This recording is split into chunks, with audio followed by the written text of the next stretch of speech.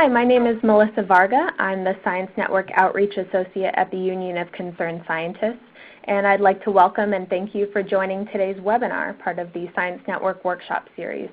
Our workshop series is an annual offering of skills-building, web-based workshops to help strengthen your voice for science. Today's webinar, Communicating with Confidence, How to Deal with Uncertainty, will explore how to deal with uncertainty on scientific issues. It will cover how to approach and prepare for conversations about complicated issues with the media, the public, and policymakers. And if you'd like to join in the conversation on Twitter during the webinar, you can use the hashtag SciNetWorkshop. And now I'd like to thank and introduce our three speakers, Brenda Eckwurzel, Knut Nadelhofer, and Aaron Hurtis. Brenda Eckwurzel is a senior climate scientist with the Climate and Energy Program at the Union of Concerned Scientists. She is leading UCS's climate science education work aimed at strengthening support for sound U.S. climate policies. She holds a PhD in isotope geochemistry from the Department of Earth Sciences at Columbia University's Lamont Doherty Earth Observatory and conducted postdoctoral research at Lawrence Livermore's National Laboratory in California. Brenda is a widely quoted expert on climate change and has appeared on ABC News, Good Morning America, CNN, the Fox News Channel, and the Colbert Report. Knut Nadelhofer is a professor in the Department of Ecology and Evolutionary Biology at the University of Michigan and serves as director of the University of Michigan Biological Station. As director, he leads and collaborates in research and training programs focused on human-environment interactions and climate change effects in the Great Lakes region. Knut received his PhD at the University of Wisconsin-Madison. He currently serves on the board of the Environmental Law and Policy Center and has testified before the U.S. House of Representatives Subcommittee on Energy and Power on scientific evidence for climate change in the Great Lakes region. And last but not least, Aaron Hurtis is a press secretary at the Union of Concerned Scientists, where he helps scientists communicate their findings and offer advice on contentious public policy issues. He previously worked for Congressman Jim Saxton, a Republican representing New Jersey's 3rd District, and as an explainer in the National Air and Space Museum. The agenda for today's webinar will cover the importance of scientists as communicators, how to address uncertainty with different audiences, policymakers, the media, and the public, the different roles scientists can play as communicators, what framing is and how you can use it, and how to avoid misstatements. And once we've covered these areas, we hope your takeaway is a clearer sense of how to communicate effectively on issues that are surrounded by scientific uncertainty. And one last housekeeping note. Please send us your questions through the chat box in the bottom left of the screen. We'll try to address as many of your questions as possible. From here, Brenda will start us off. Thanks, Brenda. Thank you so much, everyone, for joining us today. It is really my pleasure to talk about this topic that, as a scientist, I love dwelling on uncertainty. That's where we push our envelope of knowledge. And really, there's a lot of power in the power of scientific uncertainty, which is what I want to focus on for my brief points today.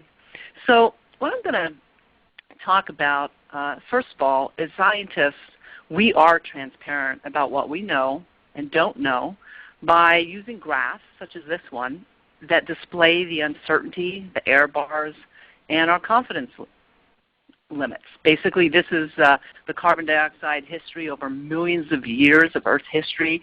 And if you notice, compared to the present day, which is the lower right part of this complicated graph, as you go further back in time, 400 million years ago, we have paleoclimate evidence, but we have very large uncertainties associated with what was the CO2 level on Earth. So we are very transparent about what we know and what we don't know.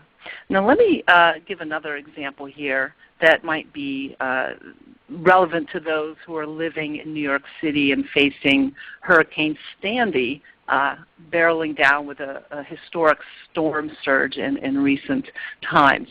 This is another graph showing the important data from sea level rise that is absolutely one of the longest stations that NOAA lists on their website from a tide station in the Battery of New York. And the uncertainty lets us know that it can't be, well, we're showing the limits of our understanding, but also there's a lot of confidence here.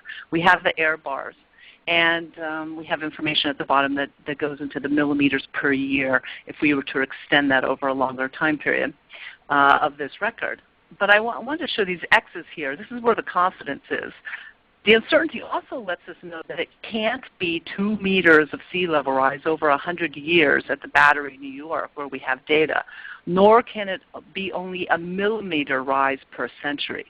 So in other words, we have high confidence it is less than a rise that is, it's more closer to around a foot of rise of sea level over a century, which is in units that people in New York will probably be more familiar with than millimeters per year.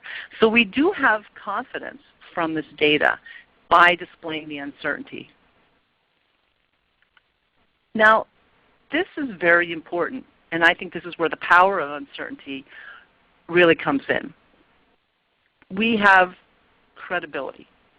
By being transparent about what we know and what we don't know really builds our credibility as scientists. Now this is something that, the next slide I want to emphasize, the difference in the culture. On the left we're showing some scientists that may be looking at some scientific data. Maybe they're looking at a colleague presenting some data.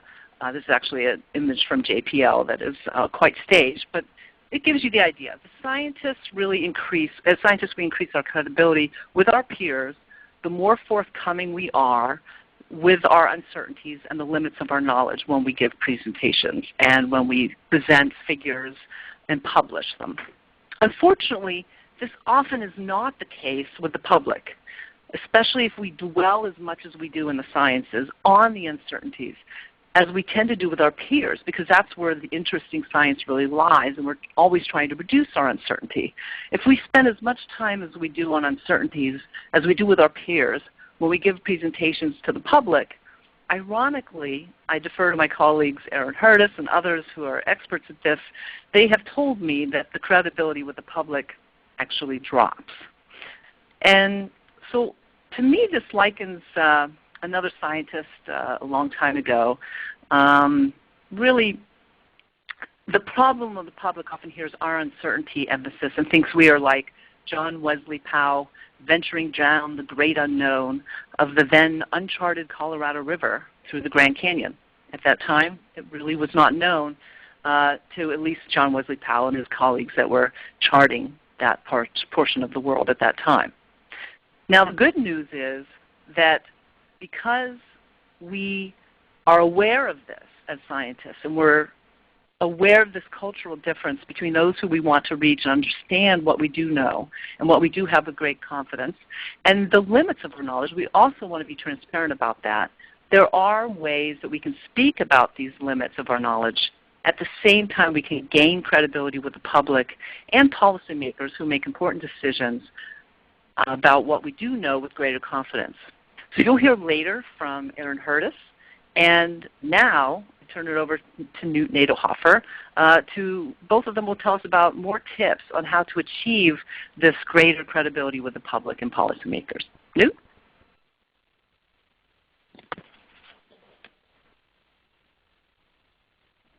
Are you on Thank mute, you, Newt? and thanks to the Union of Concerned Scientists for organizing this webinar. I think one jumping off, and by the way, I just want to agree with Brenda. The reason I'm a scientist is I love uncertainty. I love asking questions. I love exploring explanations for things that aren't explained yet. So uncertainty is part of what we do. But I also understand and agree with Brenda that emphasizing uncertainty as a start-off to communicating science is a non-starter for many non-scientists. They're more interested in what we know and then often, what reservations we may have. But if we emphasize the uncertainty to start, we lose.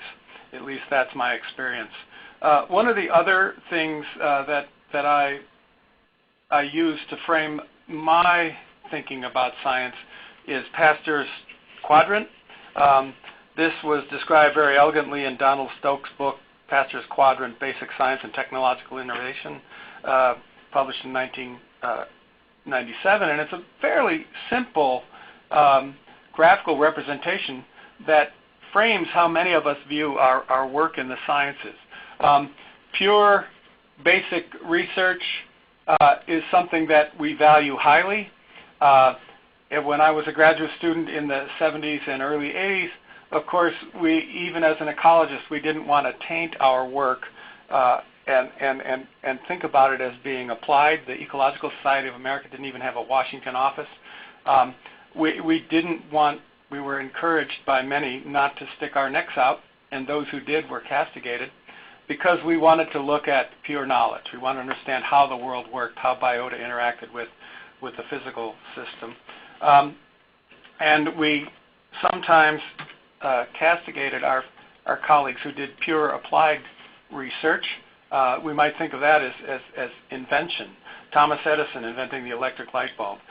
Wasn't very interested in theory, at least not apparently, but kept trying all kinds of filaments, hundreds of filaments, until he found a resisting filament that would emit the quality of light that he wanted, and there was the light bulb. But I think if we really think about this, we're really, we, especially in the environmental scientists, are engaged in use-inspired basic research. I mean, that's what all the assessments are aimed at, all the National Climate Assessment, the Intergovernmental Panel on Climate Change, is basically extracting from our basic research the uses for broader understanding, for informing policy, and so forth. And so I like to think of us of myself and many of my colleagues, as focused on fundamental basic questions, but we can no longer assume that pursuing those answers to those fundamental questions is not useful. So we often find ourselves being asked to advise or comment on public policy. And it's useful to think about what role we're playing. Are we playing the role of a pure scientist? Are we playing the role of a science arbiter who is basically weighing different scientific points of view, considering uncertainty, and recommending maybe the best course of action or a suite of courses of action? Are we functioning as a broker, basically putting our values and information on the table along with other stakeholders, maybe non-scientists, maybe industries, and trying to balance something? Or are we advocating? I think the answer is usually we're doing some combination of these, and I think it's really important in the interest of being transparent and honest, at least with ourselves, to understand what blend of these things we're presenting when we talk with policymakers or the general public. I'm trying to advance the slide. One thing I think many of us have learned is that engaging in policy advocacy requires learning a new language. Part of that new language is framing. Part of it is not bringing uncertainty out as the primary sphere of interest, but rather learning to speak with people who are members of different social groups, different tribes, if you will, non-scientists. I think we can learn that new language by talking about our science in as many non-scientific forms as possible. Everything from the dinner table to chance encounters with people in the street to social media. So different means of communicating science are required if we want to really reach out. And by the way, I think the Union of Concerned Scientists and the Ecological Society of America and AAAS all have wonderful resources for us to acquire those skills. So thanks to UCS for that. Takes a minute. In academia and in the research scientist world, we have to recognize that it is time consuming to engage in this. More time than if you haven't done this, your time isn't done after you've testified or met with a community group. It's only just begun. The feedback is enormous, and you basically are obliged to respond in a meaningful way, I think. Another downside is too often this is a low priority. Engaging in policy discussions is a low priority in the reward system. I think that is changing. The National Science Foundation, of course, has a broader impacts requirement, and that can be met, I think, partially and effectively by demonstrating that you are an effective communicator of science. And, you know, to be honest, it can result in personal and professional risks. There's a trade-off. Time spent communicating science effectively is time not spent doing research, writing about research, engaging in professional activities. But it's also can put you in the I hate to use the word crosshairs, but it can basically expose you to people who are motivated by things that we are not. We could look at Michael Mann's attacks by the Virginia Attorney General, and that's one example. All of us who've done this occasionally get semi-threatening emails at very least for speaking out. So, but as scientists, I think we're positioned to inform evidence-based decision-making. One of the reasons I work with lawyers at the Environmental Law and Policy Center of Chicago is that I tell my lawyer friends that science and lawyers are in the same business, which is essentially evidence-based decision-making. We're just engaged in a different motive for conjuring up and using evidence, but we use evidence. So we have something in common. We can advance science-based policies and decisions by working across local, regional, and continental scales, and I really want to dwell on that for a minute. I think the place where we have the most credibility, which is the topic of this webinar, is at a local scale. What my colleagues and I have found working in Wisconsin and Michigan and Illinois, Indiana, Ohio, the Dakotas, Minnesota, is that our state and even national legislators who are from our states view us with more credibility than they view the people we view as having credibility. That is, you know, the people who have written the national climate assessment, people who have engaged in the IPCC process. Those are abstractions to our congressional representatives and even our senators.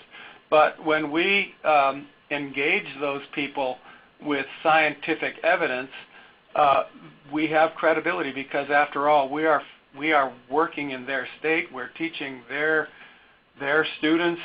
We engage thousands of citizens in the state in the enterprise that we do at universities and colleges and agencies.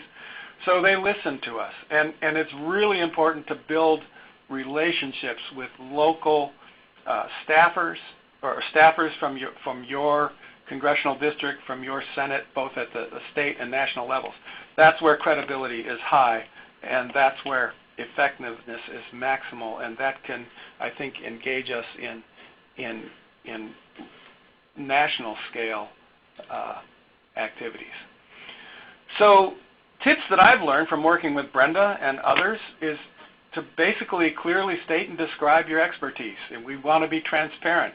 I'm often introduced as a climate scientist, and the first thing I do is disavow people of that. I'm not a climate scientist. I'm an ecologist. I see evidence of climate impacts on the systems I work in, which are temperate forests and Arctic tundra, and so that's my expertise. I also understand the climate science because I read the climate literature, but I'm not a climate scientist.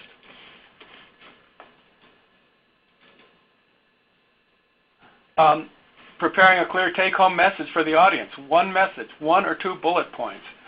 Whether it's your congressional staffer, or if you're lucky, your representative or senator, or a local business group, the Rotary Club of Traverse City. It's very important to vet your presentation with knowledgeable colleagues. My students and I and my collaborators across universities, colleges, and research institutes do this. We want to get the science right. We want to be credible. And we want to, while we're de-emphasizing uncertainty or explaining how uncertainty is used in our analysis, we want to make sure we're speaking clearly.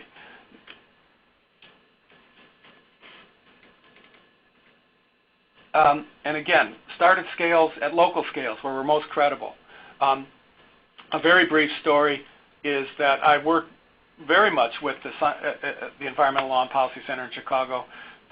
My science colleagues and I have actually created a science advisory group for this effective environmental advocacy group to ensure that they are science-based in their activities rather than emotion-based, and that's worked very well. That has also put all of us, in touch with our local legislators, and as a result of working in Chicago with the Environmental Law and Policy Center, I was able to meet Congressman Bobby Rush, who basically is very interested in Great Lakes issues. He's from the congressional district in the U.S. with the highest proportion of African American citizens in the country, and he recognizes the social consequences of climate change as well as economic, and asked me to speak before Congress. And he wouldn't have asked me if I weren't working at the local scale in his backyard.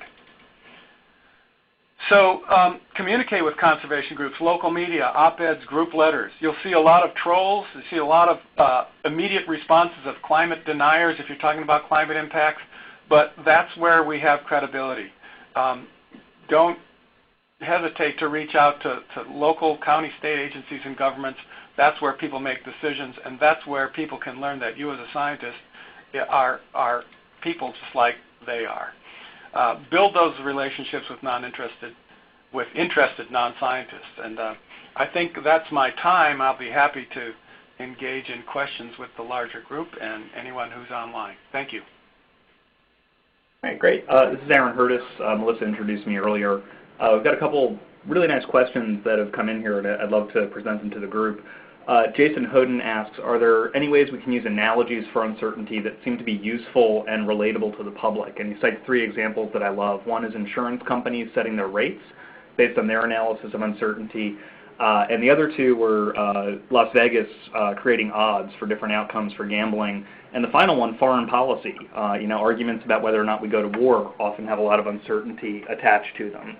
So Brenda and Newt, I'm wondering if some of these analogies and different ways we can use uncertainty, is that useful for a scientist in communicating about their findings?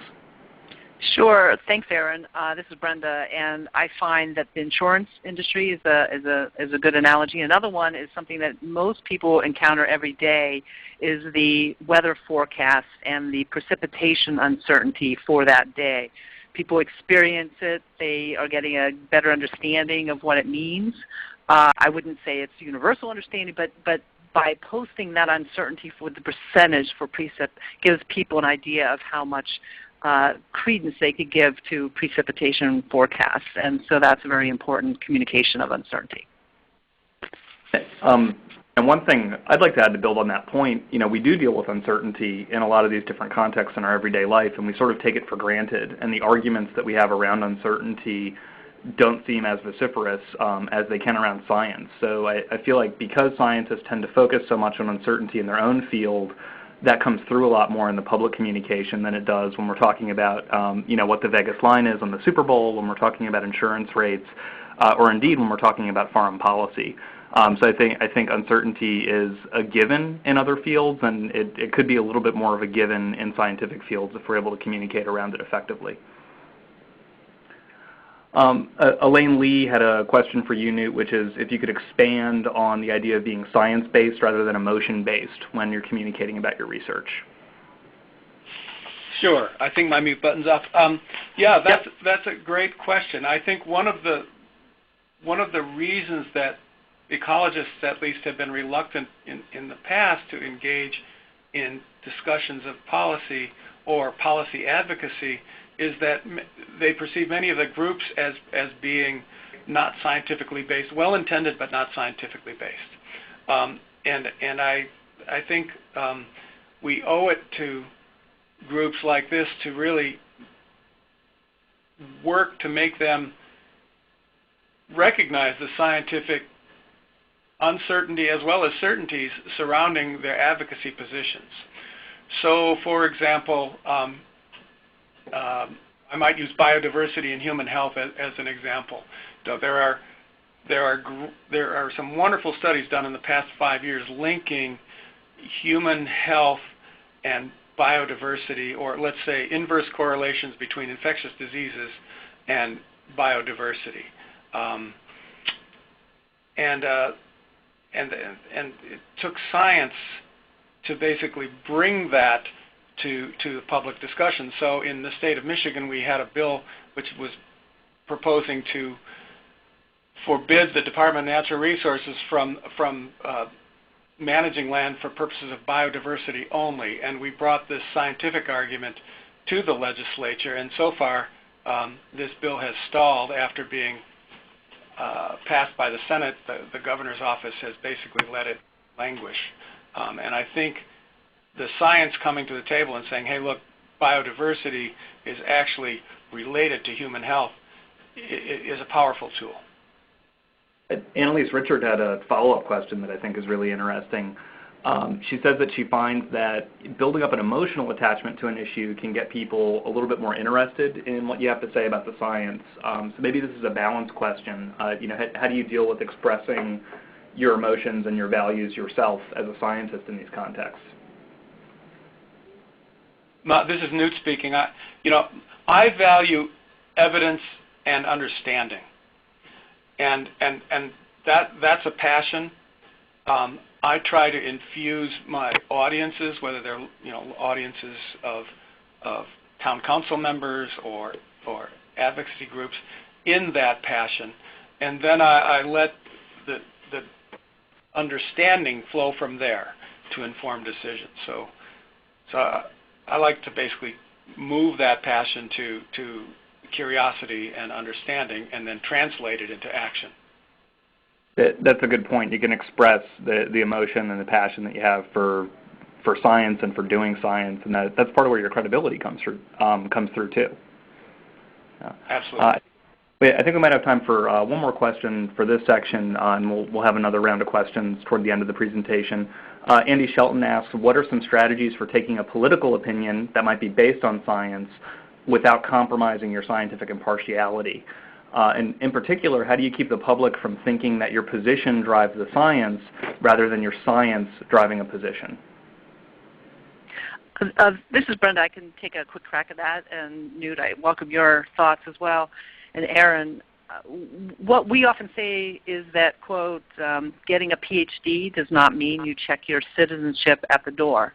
And so as long as you're very clear about which perspective you are drawing from, and you could do this by inserting key phrases to a signal to your audience what perspective you're speaking from with the particular statement you're going to say, and they can evaluate what credence they give to what you say. For example, I could say, as an Arctic scientist, I can report that the data are clear that the region is among the fastest warming regions on Earth since the 1950s.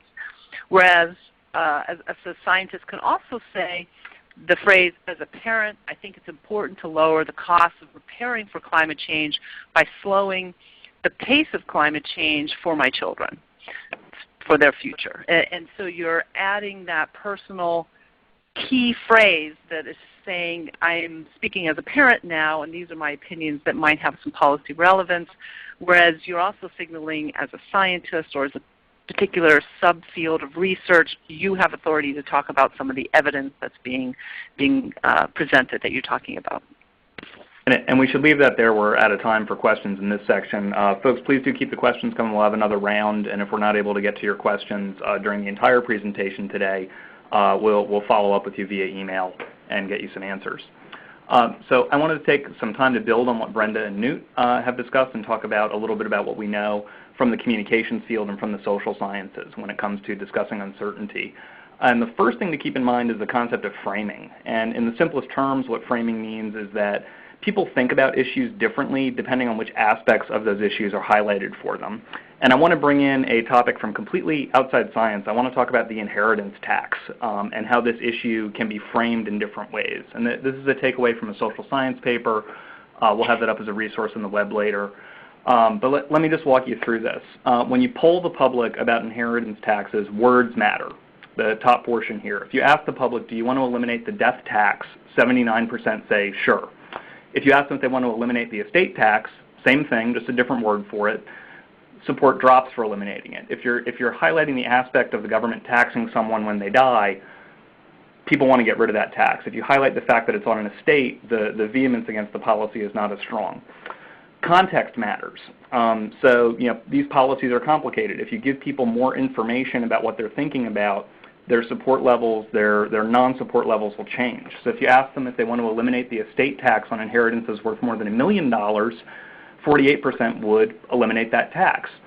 If you bump it up and you talk about estate taxes worth more than $5 million, support drops for eliminating that tax. You've added some additional context at what level the tax kicks in.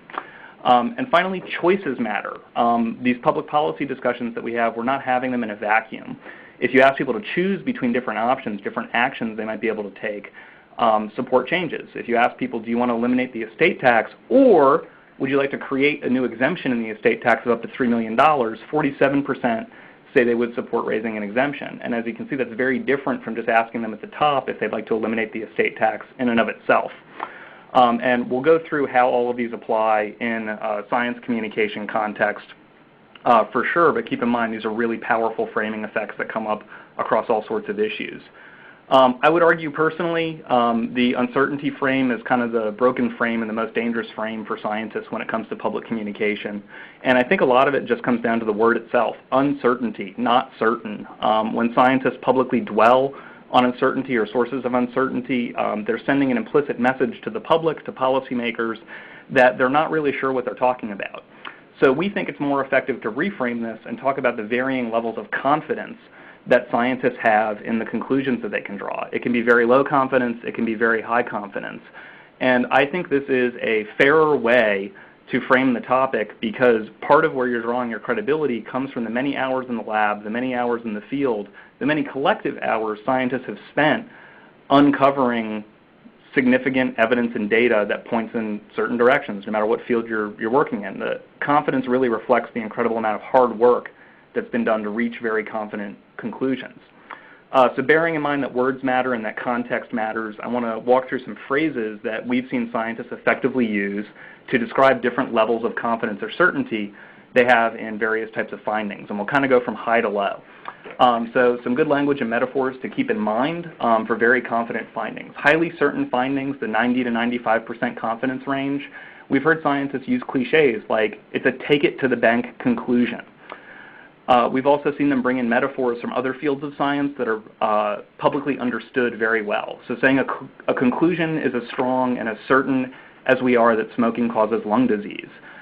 People understand that's a rock-solid scientific connection. And for truly fundamental basic stuff, just calling it textbook science can be pretty effective. When we think about conclusions that are slightly less strong, that maybe aren't at that textbook level, context matters.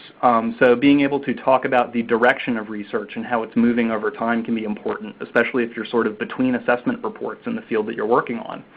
So if research is moving in a direction that's becoming clearer, it's fair to say that it's emerging, there's an emerging consensus, that there's a growing body of evidence pointing in a certain direction. Again, conveying that momentum can really help people understand the science in context.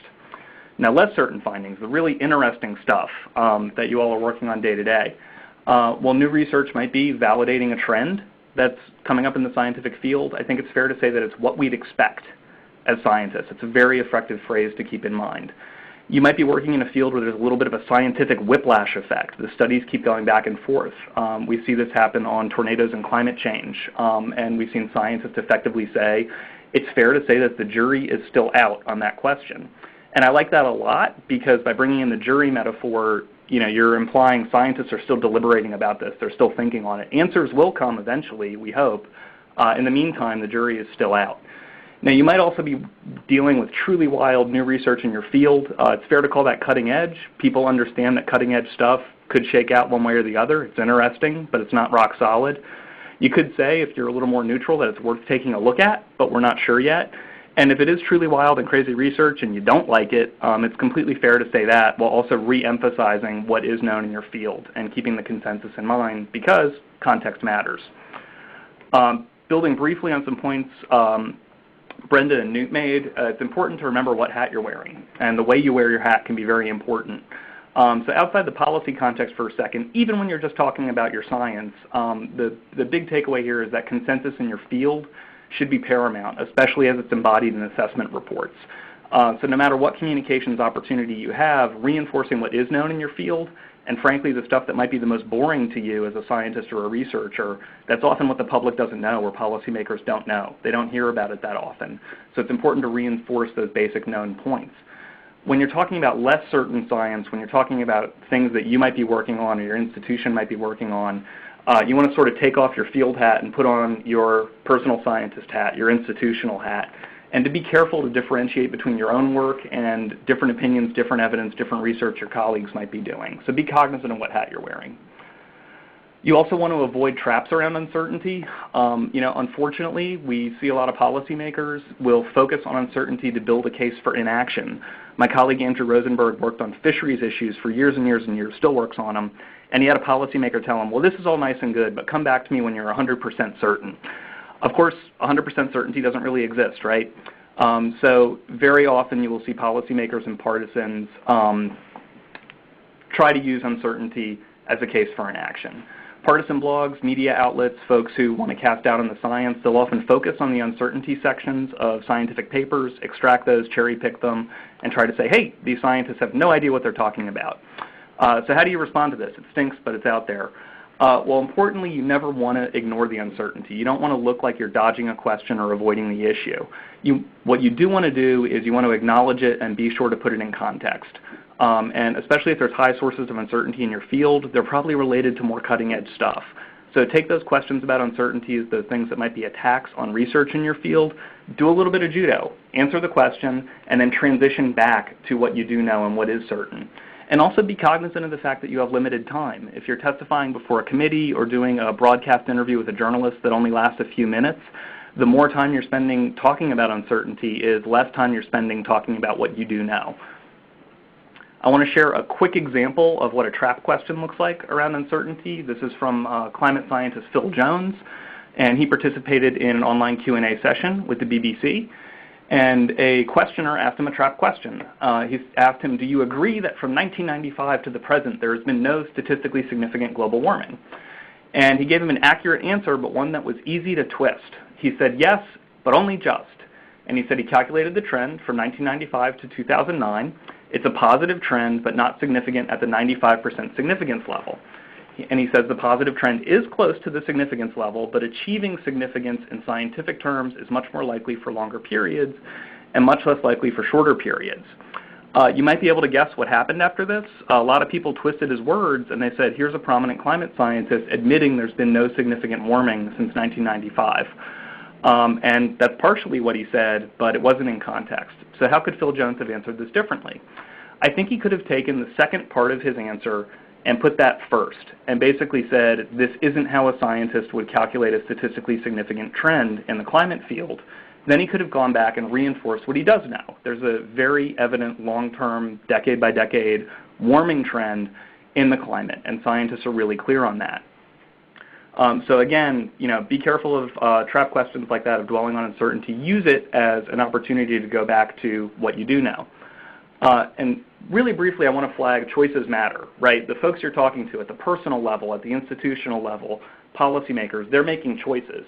Those choices involve science, but not science exclusively. What they're trying to calculate is risk. And science can do a lot to influence how we think about risk, but often we conflate scientific uncertainty with levels of risk. So 2 illustrative examples. Asteroid impacts on the planet. Everybody knows this is bad. The values discussion and the risk discussion about this is fairly straightforward, even among members of the public. Folks have seen deep impact, they've seen Armageddon, they've seen the Hollywood treatment of an asteroid impact on the Earth, and it's not pretty. That said, science has a major input on this, right? Scientists need funding to track near-Earth objects. They need to come up with a probability that we'll be able to detect the objects and count them up. So in this context, we're obviously using science to help inform how we want to respond to this risk. And thankfully, it's not that controversial because everybody agrees that an asteroid hitting the planet would be a very, very bad day indeed. When we think about medicine, that can get more controversial. So a lot of you might have seen there's been emerging scientific evidence that high doses of acetaminophen, very popular drug, can cause liver damage. That's something where there's been contentious fights over the science and whether or not to put warning labels on these drugs. And that's because the risks, if it's true, could be huge because so many people take acetaminophen. So in that sort of context, it's important for scientists to say, let's start with a risk conversation first. These are the choices you face. You could put a label on the drug. You could not put a label on the drug. If you do put a label on the drug, it could say a lot of different things.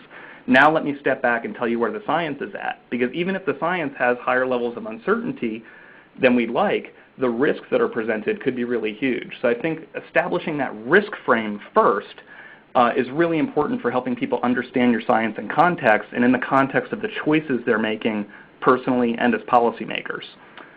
So that is my spiel, and we are going to break for more questions. So let me bring in one here from Elaine. I don't think I have your last name here. She asks, even within my own field, I haven't read all the papers, nor can I recall all the details of the ones that I've read. How can I acknowledge that gap honestly in response to questions without coming across as poorly prepared?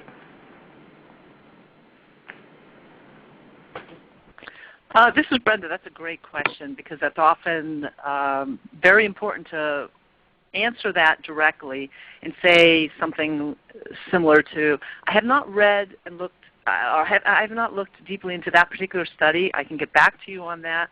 What I can report to you is what I know about and you draw upon the knowledge that you have at the tip of your fingertips and studies that you do know and you have read that are right at the tip of your fingertips, especially if it's a live interview. If you have time to prepare for the interview, it's definitely worth looking it up and asking a colleague or something like that you can represent it at the level that you feel comfortable and don't go beyond that line. Definitely don't overstep and be tempted to answer something that goes beyond your comfort zone. Louis Leandro has another question, and Louis says that they're a climate scientist. In attempting to communicate to the public or Congress, how do you strike a balance between being scientifically accurate while limiting perhaps an undesired or heavily focused discussion of uncertainty?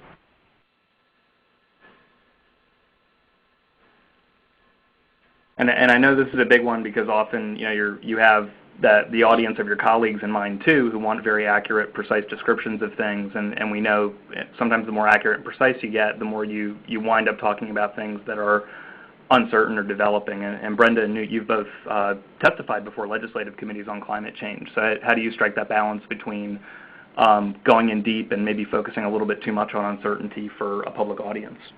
Well, it's a natural tendency we have to. This is Newt speaking. I mean, we want to be accurate as scientists, but I think it oftentimes requires something as simple as stepping back and saying, okay, what is the trend, or what are the trends, and what is the evidence for it? And that's what people want to hear. Our colleagues should understand that there's uncertainty, and I think expressing confidence levels as low, intermediate, or high, the way Aaron outlined earlier, is the way to think about this. We are not at a professional society talking about the subtleties of alternative hypotheses and so forth, and if those hypotheses compete with the trend we see, fine. Then we have lower confidence, but we have to speak to confidence and not to uncertainties. Great point. Terry Masters asks, how can we relate uncertainty in scientific understanding to some types of uncertainty that we face in our daily lives? And he says that this could be an effective starting point for non-scientists to appreciate the uncertainties around us. And Brenda, you had the precipitation example earlier. I'd also say that people engage in a lot of this reasoning in their own medical care. Medicine doesn't give people certain answers, but they still have to make choices. There's the old phrase from the historian Howard Zinn that you can't be neutral on a moving train, and I think part of what he meant by that was, we face these choices all the time, and the choice to do nothing is also a choice. So we're actually actively making choices around these issues all the time, and science can keep informing that. But again, this stuff isn't happening in a vacuum, so I do think it's good to bring in some of those daily examples. I can also think of some of my friends in New Jersey who actually have grappled directly with sea level rise science as they've rebuilt from Sandy, and some of them have said, I want my house rebuilt exactly how it was, and I can weather the next storm. Others have said, I'm going to put my house up on huge stilts. I never want this to happen again. So I think people do grapple with scientific uncertainty a lot in their everyday lives, and yeah, it's absolutely worth building on that. And I don't know if you have any other examples in your back pocket, Brenda or Newt, that you might want to share. I think financial decisions are often made with lots of uncertainty, and I would love it if the Wall Street Journal would publish error bars on some of those forecasts for economic projections. I think scientists are often unfairly held to account because we're being so transparent about what we know and what our confidence is about certain topics that we're talking about. Great. We had another question here from Laura Bartok. How does the role of a scientist differ from the role of a communication specialist in communicating research findings and scientific knowledge? And do you have any advice for those different roles and how they can work collaboratively? And obviously this is something I've done a lot with Brenda and with Science Network members like Newt. I'd say the top advice that we have for working with communication folks is to really start early. Very often institutionally, a scientist will have a piece of research that goes through peer review, it's ready for publication, and as it's getting published, that's when they reach out to their communications office. And really the time to have a discussion with your communications office might be even earlier than that, or your outreach office or your engagement office.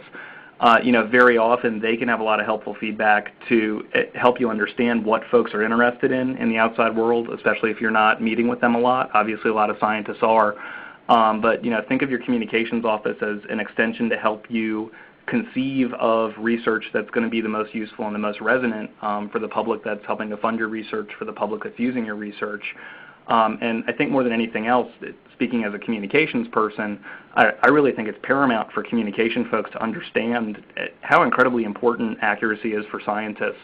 Most of the mistakes that I see in science communication come from just trying to overhype or oversell scientific research in a way that isn't 100% accurate. And it can make for good headlines and good stories, but at the end of the day, for scientists, it's all about long-term credibility. So I think communication folks really need to keep that in mind and have their own appreciation for the very special work that scientists do. I agree entirely, and one just brief comment. I think it's really important to have an understanding with your science communication specialists at your institution that you want the right to review a press release before it goes out. So I've seen people make mistakes around that and not actually asking to do that, and then when the release comes out, it's basically embarrassing. Yeah, and having those policies in place can be really important. And I think absolutely, making sure that the last person to see a piece of communication before it goes out the door is a scientist who can make sure it's accurate. And we do that routinely at UCS. And I think what you hear from communications people is they get frustrated with having to vet things through multiple people. But really, if you're doing science communication for a living, patience is really a virtue because you want to make sure that you're getting it right.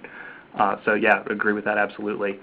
All right, I think we're at time, and I think Melissa is going to discuss some next steps and some other opportunities folks have to engage. And on behalf of all of us who have been giving this presentation, thank you for your time and for your interest. We really appreciate it, and those are just great questions. Thanks so much, Aaron, and thank you all for joining us today. I'll be following up with you after this webinar to share some of the resources that we talked about today. And I'd also like to point out that we will be posting the recording of the webinar on the Science Network workshop page within the next few days, definitely by next week. So if you'd like to go back and rewatch it or pass it along to colleagues, you can check it out at ucsusa.org/SciNetWorkshops. And if you'd like to put your expertise into action, we have several opportunities for you to do so. You can sign an open letter on climate change, and this is for scientists, researchers, or economists with a PhD who live or work in California and whose work focuses on climate change or its solutions. For experts who are in New Mexico, you can ask Governor Martinez to address climate impacts using some of the techniques that we spoke about in the webinar today. And then nationwide, all of our experts are invited to tell the SEC to pass the disclosure rule for corporate spending. And also, everyone is invited to submit a tip of the week on communication or advocacy. Maybe if you have a story about some successful science communication that you've engaged in, feel free to email us at sciencenetwork@ucsusa.org to submit your tip. And for the first 3 actions, you can visit the website at ucsusa.org/science network to take action and see other opportunities to get involved. And with that, I'd like to thank you once again for joining us, and a big thank you to our speakers today, Erin, Brenda, and Newt. And thank you so much. We look forward to seeing you all on our next webinar on Thursday, February 27th. Thanks, and have a great rest of your day.